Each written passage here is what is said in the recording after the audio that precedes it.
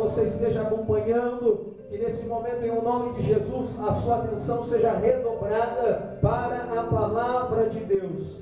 Neemias capítulo 8, nós vamos estar lendo o verso 1. O verso 1 nos diz assim, aleluia. Todos os irmãos encontraram? Aleluia.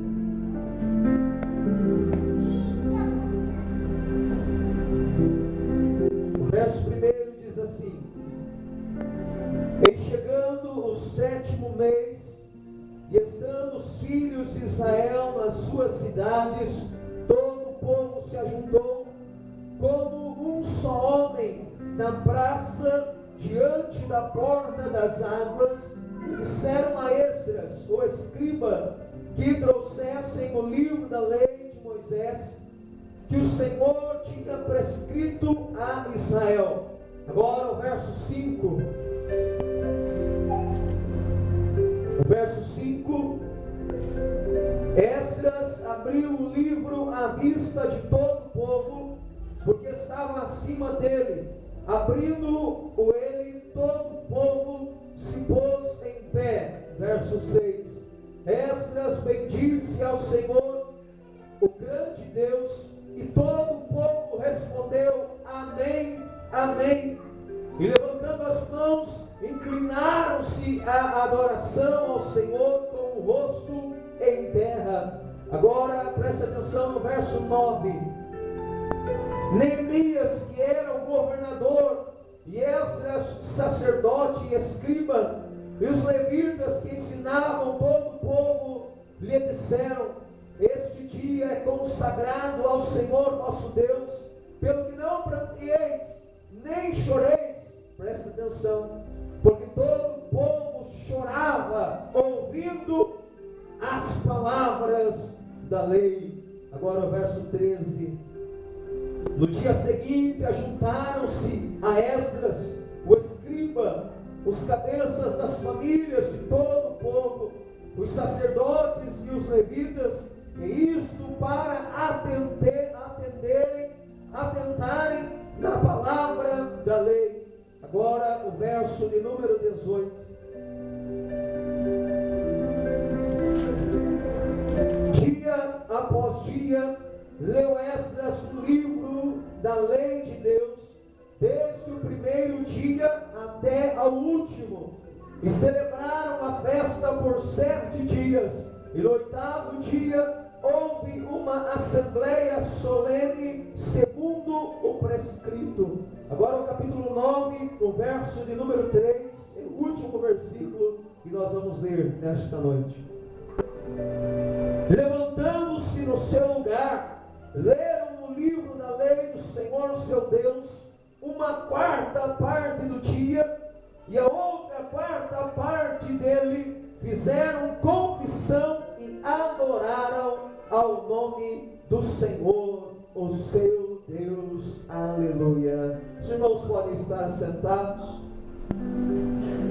Queridos, eu falava ontem sobre esse encontro que Israel teve com a palavra de Deus, esse contato direto, quando o povo estava necessitado, estava carente, já não se ouvia mais uma palavra profética, o povo estava desinteressado, o povo estava afastado, o povo estava um tanto quanto bloqueado para a palavra de Deus, e havia uma forte resistência. Mas Neemias reconstrói os muros, Neemias reconstrói o templo, e ele quer fazer uma reconstrução na nação, uma reconstrução mais profunda, mais sincera, mais íntima, quem sabe até mesmo mais doída, porque ele vê que o povo está espiritualmente abatido, doente, o povo está distanciado de Deus.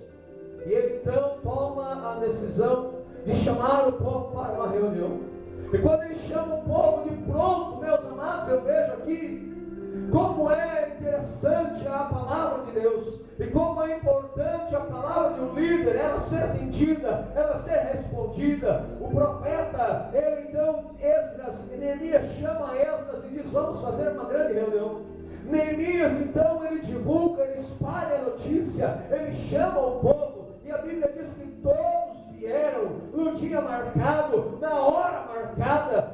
Queridos, eu estava falando ontem sobre horário. Nós temos que acertar os nossos ponteiros, nós temos que acertar o nosso relógio, porque às vezes nós ficamos um tanto quanto desapercebidos e chegamos atrasados, e não é para chegarmos atrasados, porque o culto tem horário para começar, tem o culto tem horário para terminar, e nós devemos adorar a Deus com excelência, com o nosso melhor. Em todos os momentos, o culto é um momento de louvor, de adoração. Eu tenho tido saudade de ver o povo de os joelhos dobrados na casa de Deus. Eu tenho saudade de ver os irmãos no momento antes de começar o culto orando aqui dentro do templo e não lá fora conversando. E aqui o texto diz que eles chegaram e começaram a ouvir a palavra. E o texto fala que a palavra foi tão impactante, que a palavra foi de encontro, que a palavra tocou os corações e que eles começaram a chorar. Você ouviu? Então estavam lendo a palavra ao ponto deles mandarem um pouco chorar, porque eles choravam, porque eles entendiam que precisavam de mudança. E eu vejo aqui nesse texto alguns impactos que a palavra de Deus tem que realizar e acontecer nas nossas vidas. Alguns impactos, eu falei ontem sobre eles. Primeiro deles, contrição. O segundo, arrependimento. O terceiro, lágrimas, um choro. Mas não é um choro disfarçado, não é um choro fingido, não é um choro forçado, não é um choro provocado pelo emocionalismo, não. Mas é um choro sincero, porque ele está sendo confrontado, a palavra está impactando, e ele vem, então eu preciso mudar, eu preciso tomar uma decisão, eu preciso me acertar, me ajustar diante de Deus. E aí então vem a humilhação. O texto que nós lemos ontem diz que eles então se vestiram com sacos, e eles jogavam cinzas, eles jogavam terra sobre a cabeça, eles estavam com a boca no pó, eles estavam orando, eles estavam consagrando, eles estavam jejuando, e eles estavam se humilhando diante de Deus, em reverência ao Senhor Deus. Com tudo isso veio o perdão. O perdão. Por quê? Porque eles confessaram os seus pecados. A Bíblia diz que então eles começaram a confessar os pecados da nação e os pecados dos seus antepassados. Ora, os nossos pais pecaram diante do Senhor, nós estamos pecando. E ontem foi falado aqui na noite que Davi, certa vez, ele disse: enquanto eu me calei, enquanto eu ocultei os meus pecados, os meus ossos se envelheceram, os meus ossos, eles se secaram, eu me enfermei. Quantos hoje, meus amados, têm sofrido de doenças por faltar de liberar perdão e de pedir perdão? E depois disso vieram as orações, veio também o clamor, veio os louvores, veio a adoração. E sabe o que é que aconteceu no meio do povo de Deus naquele dia? Um grande avivamento. Eu quero dizer para você, meu amado, que Deus tem, e Ele está desejoso de derramar um grande avivamento no meio do seu povo. Deus quer avivar, quer levantar, quer sacudir as nossas vidas para a glória do nome dEle. Ele quer nos usar, Ele quer salvar, Ele quer curar, Ele quer libertar, Ele quer abençoar vidas neste lugar. Mas para isso precisamos estar renovados e avivados pelo poder de Deus. E aí então, a partir do verso 7 do capítulo 19, os levitas, eles se levantam e eles começam a orar. O que é, meu querido, que acontece quando nós oramos? Pergunto para o seu irmão: o que acontece quando nós oramos? Acontecem muitas coisas, mas eu posso dizer para você algumas delas. Quando nós começamos a orar, a primeira coisa que nós alcançamos é o favor de Deus. Olha para o seu irmão e diga: quando oramos, alcançamos o favor de Deus. A segunda coisa é que quando nós oramos, nós somos atendidos pelo Senhor. Deus nos ouve, Deus nos atende, Ele está com os ouvidos abertos, Ele não está bloqueado, Ele não está está fechado, Ele não está impedido de ouvir as nossas orações, o nosso clamor. Quando nós oramos, Deus desce com a resposta para nos entregar nas mãos. Quando nós oramos, Deus se revela, Deus se mostra, Ele aparece para nós. Quantos de nós já tivemos experiências de sentir a presença de Deus bem perto, de sentir a glória do Senhor, de sentir o poder, de ver o espaço sendo preenchido pela glória de Deus? Quando oramos, Deus,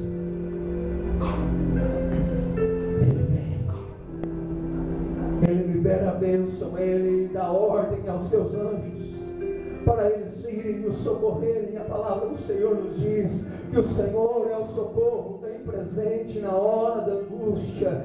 Clama a mim e responder-te-ei. Mas, queridos, eu vejo aqui agora os escribas, os levitas, os adoradores na casa do Senhor. Eles fazem uma linda oração que começa no versículo 7 do capítulo 19 e vai até o versículo de número 15, que foi o texto que nós lemos ontem. E nesse texto, os escribas, os levitas, os adoradores, vejam só, meu amado, aprenda um segredo hoje. Eles oraram com base na palavra. A oração que eles faziam era pela Bíblia. A oração que eles fizeram demonstrava o conhecimento de Deus, uma experiência que eles tinham vivido com o Senhor. E aqui nesse texto, eu quero deixar para você ler na sua casa hoje. Chegue na sua casa, não vai ligar a televisão, não vai ver o Fantástico, não vai ver, pelo amor de Deus, Big Brother, não vai ver um outro canal, não vai ver nada. Chegue na sua casa, abra a sua Bíblia. Neemias, capítulo 9, do verso 7 até o verso de número 15. Eu li esse texto ontem, por isso eu não vou estar lendo novamente, mas eu quero deixar para você. E quando eles começam a orar, eles revelam algumas verdades acerca de Deus. E eu quero compartilhar com você estas verdades. Verdades acerca de Deus. A primeira delas, o Deus que nós servimos, o Deus que nós adoramos, que nós buscamos, que nós temos pelo nosso Deus, Ele é o Deus Criador. O verso 6, eles dizem: Deus criou todas as coisas. E quando a Bíblia afirma que Deus é o Deus Criador, aqui estão sendo destruídas as bases do ateísmo. Aqui estão sendo destruídas, implodidas, dinamitadas as bases do panteísmo, que diz que Deus é tudo e tudo, e Deus está em todos os lugares. Tudo é Deus. Há uma árvore não pode ser cortada porque Deus está dentro dela. Uma formiga é Deus. Os pássaros, você, eu, cada um de nós, temos um Deus adormecido dentro de nós. Também são ruídas as bases do deísmo, que já foi falado ontem, que é aquela ideia de que realmente há um Deus Criador. Mas é um Deus Criador, mas é um Deus alheio. É um Deus que fica na passividade, que fica apenas observando distante. É um Deus que não se preocupa, que não se pesa, que não se envolve. É um Deus que simplesmente preparou as coisas e deixou o homem, a mulher, ao léu, a sua própria sorte. Ele não reage e Ele também não rege as leis da natureza. E alguns desses dizem que a fé é o argumento dos fracos, que a fé é o esconderijo dos fracos, que a religião é o ópio do povo. Ou seja, a religião é o anestésico, a religião é a droga que leva o homem a ficar insensível à realidade, à prova. Ele não se oculta na fé, cristianismo. Ele se oculta, se esconde, não quer encarar de frente os problemas. Mas isso não é verdade, porque o Deus que nós servimos é um Deus criador, mas Ele também é um Deus preservador. Ele é um Deus preservador. A Bíblia no verso 6 ainda diz: e tu preservas a todos com vida. Meu amado, presta atenção no que eu quero te dizer. Deus não só criou todas as coisas, mas Ele sustenta toda a criação. Ele é quem faz a semente brotar.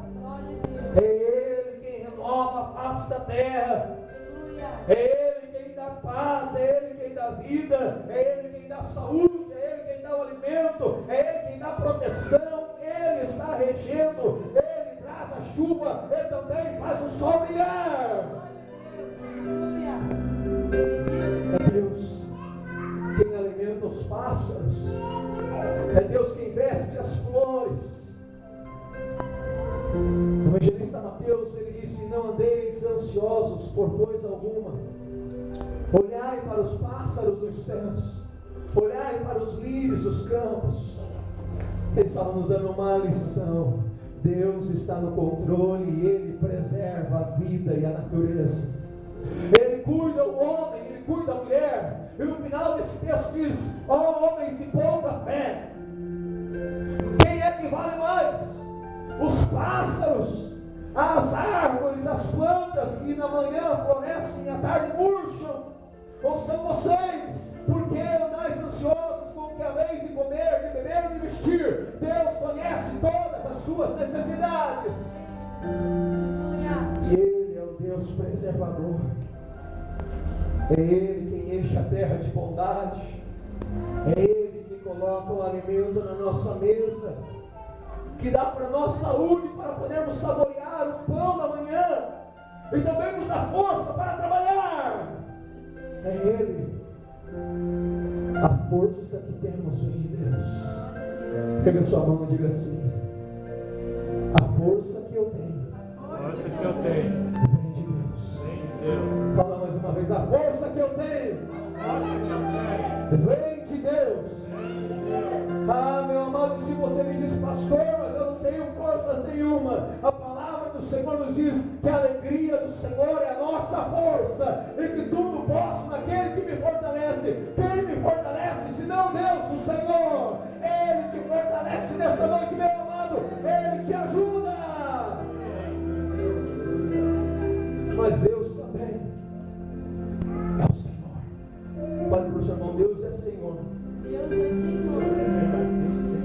O verso 6 fala que Ele é o dono, que Ele é o proprietário absoluto de todas as coisas, que Ele é soberano e que Ele rege no trono. Ele está assentado no trono e todas as coisas acontecem conforme o conselho da sua vontade. Deus é Senhor, Deus é soberano, Ele está assentado no trono de glória e Ele olha para nós e Ele tem bênçãos para entregar para o seu povo.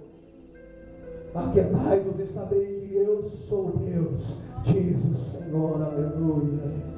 Nada acontece, nada foge ao controle de Deus, nada surpreende ao Senhor. Mesmo quando nós somos surpreendidos, mesmo quando acontece alguma coisa que nos pega de susto, que nos pega sem jeito, Deus está regendo, Ele está comandando, Ele está no controle. Mas também o texto fala de uma outra verdade, e não posso sair daqui sem compartilhar com você. Deus é Ele quem elege os seus escolhidos. Deus é Ele quem separa os seus. Olha para o seu irmão e diga: Deus separa os seus. A Bíblia fala no verso de número 7: o Senhor foi quem elegeu a Abrão. E é o meu amado que eu quero chamar a sua atenção nesta noite. Nós somos eleitos de Deus. Nós fomos chamados pelo Senhor, e se nós somos chamados, nós fomos separados por Deus, apartados do mundo, distanciados das coisas que não adoram e que não alegram o Espírito Santo do Senhor. A Bíblia diz: foi o Senhor quem elegeu, que chamou a Abraão e fez com que ele se retirasse da terra de Ur dos caldeus.